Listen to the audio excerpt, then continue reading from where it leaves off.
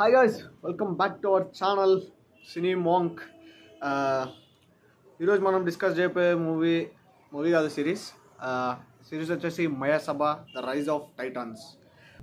ఒక ఇద్దరు మిత్రుల కథ రాష్ట్ర రాజకీయాల్ని ఎలా మార్చేసింది, వాళ్ళిద్దరు ప్రత్యర్థులుగా ఎలా ఎదిగారు, అండ్ కులం అనే ఒక జబ్బు, కులం మతం అనే ఈ జబ్బులు ప్రజల్ని మన రాజకీయాల్ని ఎలా ఇంపాక్ట్ చేస్తాయి అని ఇలాంటి ఒక సిరీస్ని డైరెక్ట్ చేయాలంటే బేసిక్గా గట్స్ కావాలి.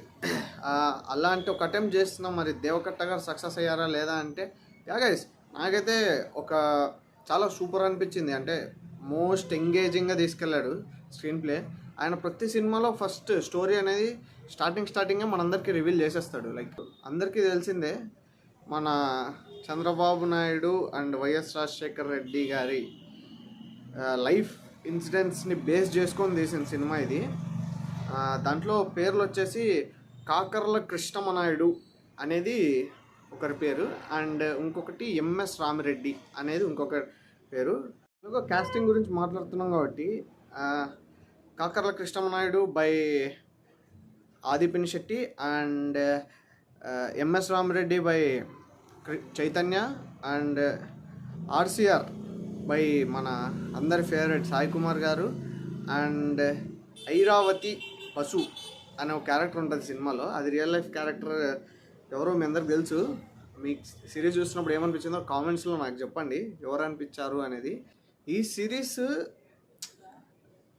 మన మిడ్ 80s నుంచి స్టార్ట్ అవుతుంది. మన కాకర్ల కృష్ణమనాయుడు గారి కాలేజ్ లైఫ్ అండ్ నెక్స్ట్ మన ఎంఎస్ రామిరెడ్డి గారి కాలేజ్ లైఫ్. వాళ్ళిద్దరు ఎక్కడ కలిశారు, ఒకే పార్టీలో ఎలా చేశారు, తర్వాత ఏ పరిస్థితుల వల్ల విడిపోవాల్సి వచ్చింది, అండ్ ఒక పెద్ద స్టార్ హీరో పార్టీ ఎందుకు పెట్టాల్సి వచ్చింది అనే పరిస్థితులు అనే సిచ్యువేషన్స్లో ఈ సినిమా అంతా నడుస్తూ ఉంటుంది.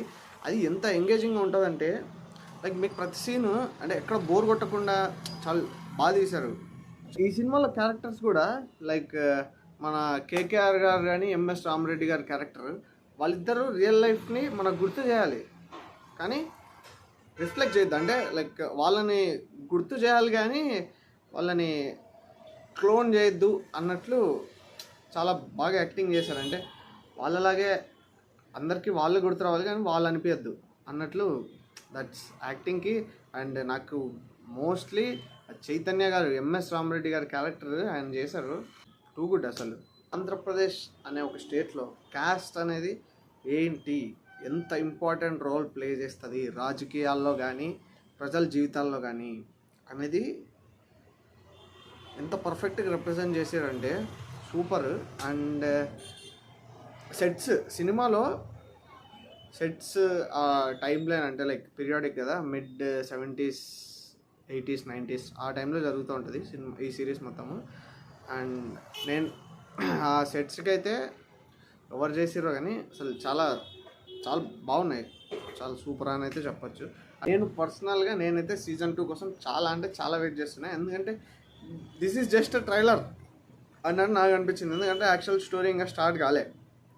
చాలా సీన్స్ కూడా ఎలా అనిపిస్తాయంటే, మనం డైలీ కాన్వర్జేషన్స్ విత్ మన ఫ్రెండ్స్తో మనం ఎంత డిగ్రేడ్ చేసుకొని, అంటే డిగ్రేడ్ అనకూడదు కానీ మనం మన ఫ్రెండ్స్తో డైలీ ఏ టైప్ ఆఫ్ కాన్వర్జేషన్స్ చేస్తుంటామో, అంటే ఇది జరిగిండొచ్చు ఇలా ఇలా ఇలా అని, అలాంటి సీన్స్ రాయడం, ఆ డైలాగ్స్ రాయడం అనేది it's not a easy thing. Thank you Deva Katta గారు. ఇది ఒక కులం మతం అనే ఒక భూతాన్ని మీరు అడ్రస్ చేస్తూ తీశారు. Thank you so much and జై హింద్.